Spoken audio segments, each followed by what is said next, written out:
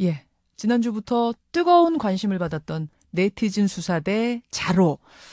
자로는요, 지난 국정원 대선 개입 사건 당시에 국정원의 댓글들을 찾아내면서 이 사건 수사에 단초를 제공했던 아주 유명한 네티즌이죠. 그런가 하면 정성근 문화부 장관 내정자의 숨겨진 이력들도 샅샅이 찾아내서 낙마시키는데 결정적인 역할을 하기도 했습니다.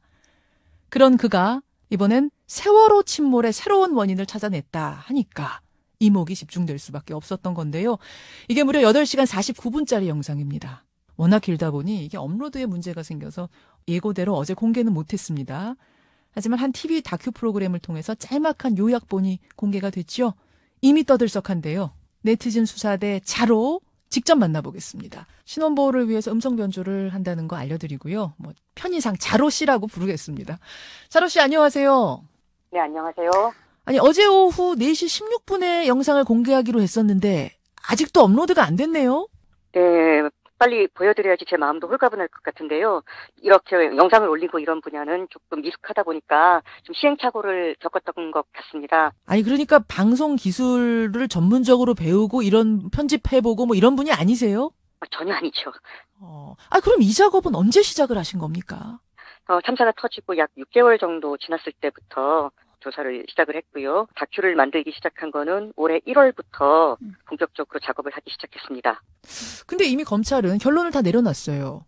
입에는 보건력도 좋지 않았고 과적을 했고 거기다가 화물을 고박도 제대로 해놓지 않은 데다가 조종까지 미숙했다. 이게 다 복합적으로 돼서 배가 침몰한 거다. 이렇게 결론을 내리지 않았습니까? 네, 그 부분이 아니라고 봤습니다. 그 검찰의 4가지 그 세월호 침몰 원인에 대해서 구체적인 증거를 들어서 반박을 시작하는 걸로 이야기가 시작됩니다. 그렇군요. 아니 그러면은 뭐가 부족하다고 보신 거예요? 검찰이 내린 결론에? 만약에 검찰이 내린 결론이 맞다면은 각종 연구소에서 시행한 시뮬레이션 자료가 실제 세월호의 항적과 일치해야 합니다. 그런데 이제껏 시행했던 그 어떤 시뮬레이션 자료도 지금 현재 나타나고 있는 세월호의 항적을 만들어내지 못하고 있습니다. 실제 세월호의 항적은요, 사고 당시에 일어났던 항적은 굉장히 급격한 급변침을 하고 있고요. 반면에 각종 시뮬레이션 자료는 실제 세월호의 항적보다도 훨씬 완만한 형태로 시뮬레이션 결과가 나온 것을 알 수 있습니다. 그렇다면 결론적으로 자로 씨가 찾아낸 세월호 침몰의 원인, 진실은 뭐라고 결론 내리신 겁니까? 2년 2개월의 조사 후에. 제가 찾아낸 모든 정황들은 딱 하나의 결론으로 귀결됩니다. 그건 외력입니다. 잠수함 충돌일 가능성이 가장 높다고 보고 있습니다. 잠수함과 세월호가 부딪혔다? 네. 왜 그렇게 보십니까? 진도 VTS 레이더 영상에 나타났던 주황색의 괴물체가 있습니다. 진도 VTS라고 하면 해상교통관제센터. 거기서 가지고 있는 레이더로 색깔로 이렇게 분포가 되어 있는 그 영상이요. 네, 맞습니다. 그 당시에 진도 VTS 관제 영상을 이렇게 분석한 전문가들은 그 괴물체를 컨테이너라고 봤습니다.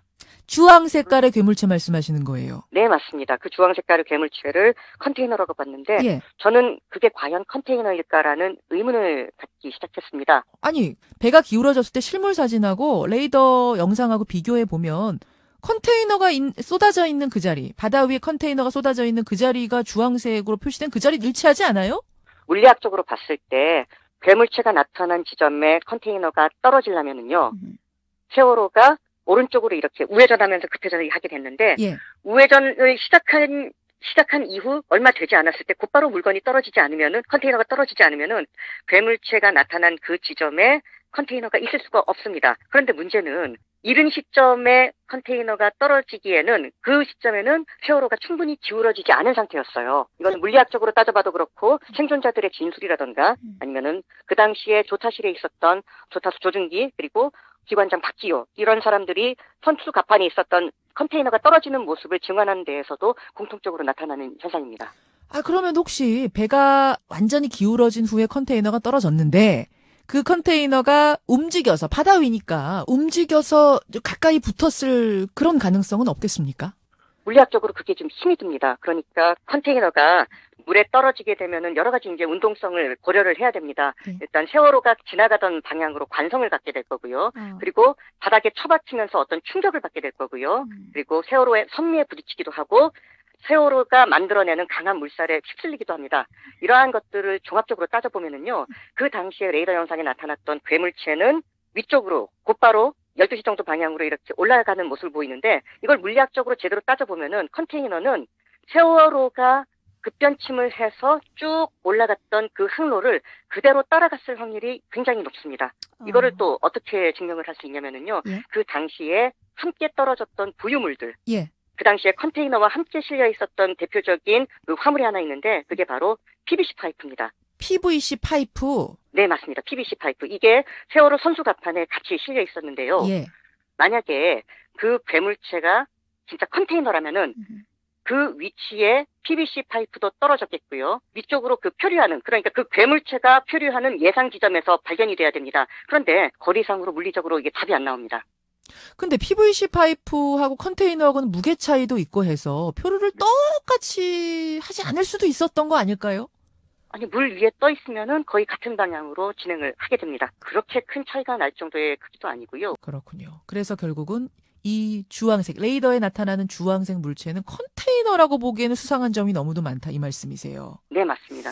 그런데 선장이라든지 3등 항해사 조타수가 이게 만약 정말 잠수함에 의한 외부 충돌이었다면 그걸 몰랐을 리가 없을 텐데 이 재판 과정에서 보면은 자기들한테 그런 이야기를 하는 게 유리할 텐데 안 했을 리는 없잖아요. 어떻게 보세요? 선원들 중에서 외부 충돌과 관련된 증언을 한 사람들이 사실 꽤 많습니다. 대표적인 건 그겁니다. 세월호 조타수였던 조준기 씨가 예.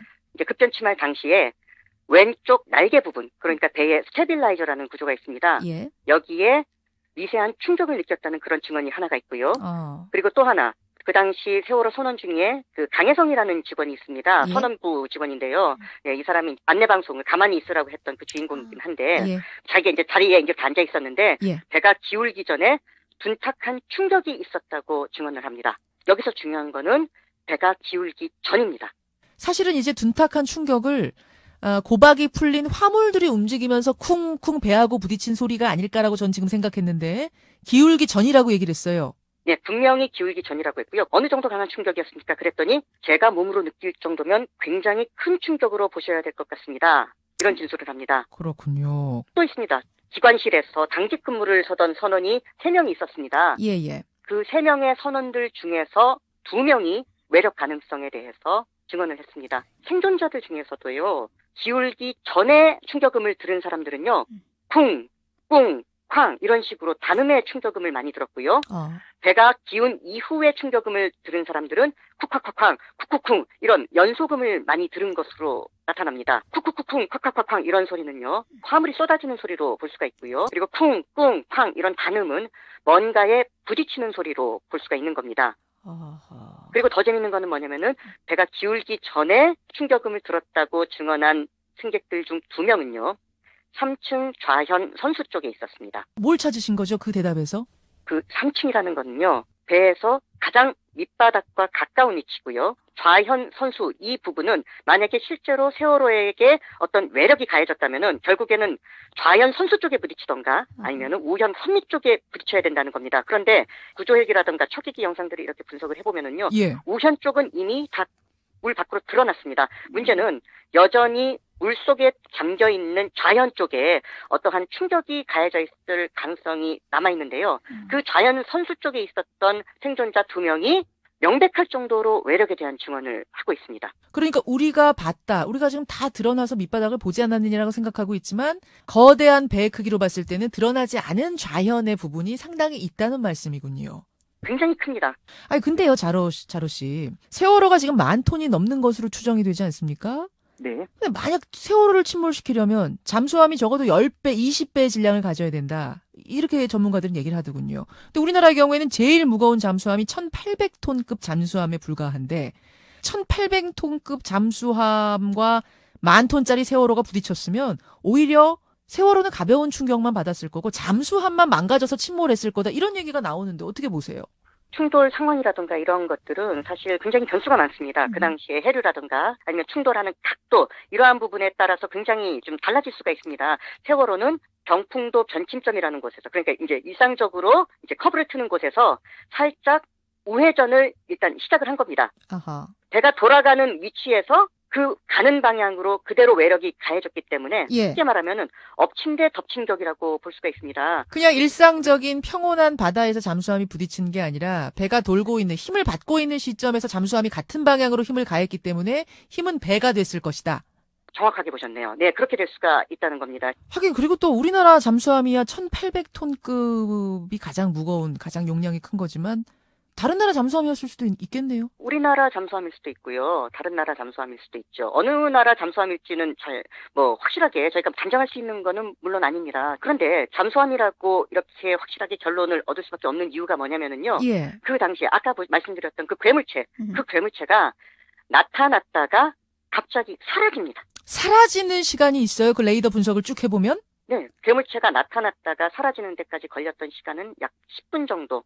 정도 소요가 됐습니다. 그러니까 만약에 그게 컨테이너라면은요. 예. 그러니까 그 컨테이너 예를 들면 그 손수갑판에 있었던 컨테이너가 총 45개였습니다. 45개였는데 그 중에서 25개가 떨어진 것으로 그 당시에 이제 분석을 이렇게 해냈습니다. 예. 한꺼번에 이렇게 똑같이 떨어져가지고 분산되지도 않고 그렇게 같이 떠 있다가 동시에 한꺼번에 사라지는 것이 상식적으로 과연 가능한가? 이게 쉽지 않다는 겁니다. 네, 그리고 그 컨테이너 자체는요, 4m가 안 된다는 거예요. 반면, 괴물체의 크기는 어느 정도 되냐면은요, 예. 세월호의 약 6분의 1 정도 크기가 됩니다. 이걸 RCS 가스로 이렇게 치환해보면은 약 1000제곱미터가 나옵니다. 알겠습니다. 그러니까 컨테이너 그 영상 속에 드러난 주황색 부분, 주황색 물체가 컨테이너라고 보기에는 영상 지도에서 차지하는 주황색의 크기는 너무도 크다. 이 말씀을 지금 추가하시는 거예요. 네, 맞습니다. 네. 이게 정말 잠수함 충돌이 원인이었다면 네. 이걸 굳이 숨길 이유가 없잖아요. 잠수함 때문에 이렇게 됐습니다라고 얘기하면 되는 거 아닙니까? 이 부분은 제가 그냥 추정을 해야 될 것 같습니다. 이 부분은요. 그냥 함부로 얘기했다가는 좀 위험한 부분이긴 해서요. 예. 그냥 개인적인 추론입니다. 이거는요. 예. 우리나라 해군이요. 예. 그 다음 해에 굉장히 세계적인 대기록을 하나 세워요. 뭔가요? 세계 최초로 200만 미터 무사고 세계 신기록을 세웁니다. 200만 마일 무사고 대기록. 네, 맞습니다. 제가 알기로는 23년 동안 무사고 행진을 이어와서 세계 해군 잠수함 역사에 유례가 없는 사건입니다. 이게 굉장히 중요한 일이었어요. 그러니까 그게 우리나라 잠수함이었다면이라는 가정이죠, 지금? 우리나라 잠수함. 그리고 또 하나가 더 있어요. 그게 뭐냐면은요. 바로 이제 작년에 우리나라가 인도네시아로 세계 5번째로 이제 잠수함을 수출하는 국가가 됐습니다. 이게 중형 승용차 몇만 대를 파는 것과 같은 엄청난 파급 효과, 막 몇 조 단위의 그런 경제적 효과가 나옵니다. 그래서 그런 추측도 가능하고요. 제가 지금 들으면서 근데 드는 반론은 뭐냐면, 아니 잠수함 무사고 200만 마일 그거 대기록 달성하는 문제 때문에 이 어마어마한 비밀을 숨기고 넘어갈 수 있을까? 만약 나중에 이게 들키게 되면은 정말 목숨 다칠 사람이 한두 명이 아닌데 그것 때문에 감춰갈 수가 있을까? 선뜻 이해는 쉽지 않은데요. 선뜻 이해가 쉽지 않아서요. 예. 사실 그것 때문에 우리가 소위 말하는 구조가 좀 지연됐다는 의혹, 아니면은 선원을 먼저 차지를 했다는 그런 의혹, 이러한 것들과 혹시 연결돼 있지 않나 그런 의문까지 사실 갖게 됐습니다. 어떻게 보면 이 세월호 사건은 정말 저희가 상상하는 것 이상으로 조금 무서운 일이 숨어있지 않을까 그런 상상마저 듭니다. 그때 근데 많은 잠수부들이 들어가서 시신 인양 작업을 하지 않았습니까? 그럼 그때 이게 큰 파공이 있다면 본 사람이 있어야 될 텐데요. 보기가 힘이 듭니다. 왜 그러냐면요. 지금 세월호는 수면 아래에서 왼쪽으로 기울어져 있습니다. 즉 좌현 선수 부분이 배 밑바닥 해저에 닿아 있기 때문에요. 그 파공이 있는 부분을 지금 볼 수가 없습니다. 알 수 있는 방법은 딱 하나, 인양하는 것밖에 없습니다. 그런데 이 인양이 계속 차일피일 미뤄지고 해를 넘기고 말았습니다. 그러니까 인양이 늦어지고 있는 이유가 혹시 그건 아닐까라고까지 또 연결해서 생각하게 된다. 이런 말씀. 네, 맞습니다. 아까 그리고 그 잠수함하고 부딪힌 게 정말 해군에서 어떤 기록을 세우기 위해 감춘 것일 가능성 말씀하셨는데 해군의 레이더 같은 거 있잖아요. 그런 거 공개하면 되는 거 아닌가요? 그게 바로 KNTDS, 즉 해군 3함대 레이더 영상입니다. 실제로 그 괴물체가 찍혀있을 레이더 영상, 그 괴물체가 어떤 식으로 움직였는지 같이 찍혀있을 그 레이더 영상이 중요합니다. 예. 그거는 제공을 안 했어요, 해군에서? 공개를 안 하고 있습니다. 근데 일부에서는 전문적인 지식이 필요한데 아무리 2년 2개월 동안 연구했다고 해도 이번 거를 밝히는 것은 일반인이 밝히는 건 좀 어렵지 않았겠는가. 얼마나 신빙성이 있을까. 이런 의심들도 하시는데요. 제가 이제 이 다큐를 통해서 굉장히 많은 과학적인 분석을 제시를 합니다. 그런데 이 과학적인 분석은요. 제가 한 게 아니고요. 이화여자대학교의 나노과학부에 계시는 김관묵 교수님이라고 계십니다. 이분이 사실 굉장히 유명한 교수님이세요, 사실. 지난 2007년도에 이제 교과부에서 우리나라를 빛낸 12인의 과학자를 선정했는데 그중에 한 분이셨어요. 진도 VTS 레이더 영상을 보고 과연 저게 컨테이너일까 하면서 과학적 호기심이 발동하셔서 그때부터 어마어마한 연구를 시작하십니다. 그분의 연구 결과를 일반 대중들이 이해하기 쉽도록 이거를 풀어냈다고 보시면 되겠습니다. 알겠습니다. 이게 지금 이제 어제 TV 프로그램을 통해서 아주 뭐 짧은 요약본이 나갔지 않습니까? TV 다큐 프로그램을 통해서. 그 후에 어떤 반응들이 오고 있나요? 일단 유가족 분들께서 덕분에 이 세월호가 크리스마스에 굉장히 관심을 가질 수 있어서 고맙다는 그런 표현도 많이 하셨었고요. 저도 사실 마음이 편치는 않습니다. 갑자기 급작스럽게 이렇게 큰 주목을 받게 됐다 보니까 많이 두렵기도 하고 그런 마음이 들었었는데 정말 많은 분들께서 응원해 주시고 함께 하신다는 거를 그렇게 느낄 수 있는 시간이 아니었나 싶습니다. 앞으로 이 문제가 이 다큐를 시작으로 어떻게 풀려나갔으면 좋겠다 하는 바람 있으시죠? 있습니다. 강력한 특조위가 만들어져야 됩니다. 그러니까 괴물체가 컨테이너냐 아니냐 이거면은 답이 끝납니다. 만약에 컨테이너가 아니라면은 게임은 끝난 거예요. 답은 하나밖에 없습니다. 그리고 그거를 증명하는 가장 강력한 증거를 사실 우리는 이미 가지고 있어요. 그게 바로 레이더 영상.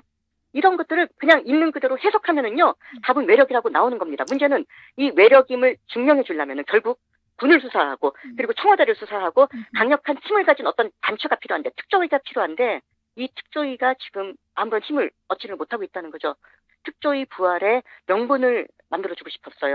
진도 VTS, 그러니까 진도 해상교통관제센터에서 나왔던 그 당시의 영상, 거기에서 보이는 그 주황색 물체, 과연 그 주황색 물체가 컨테이너일까 아닐까, 이 궁금증에서부터 우리 한번 실마리를 찾아가 보자 지적해 주셨어요. 이렇게 끝나는 것이 아니라 말씀하신 대로 그 다음 작업, 이 의문을 푸는 다음 작업으로 이어지기를 기대해 보겠습니다. 오늘 인터뷰 고맙습니다. 네, 감사합니다.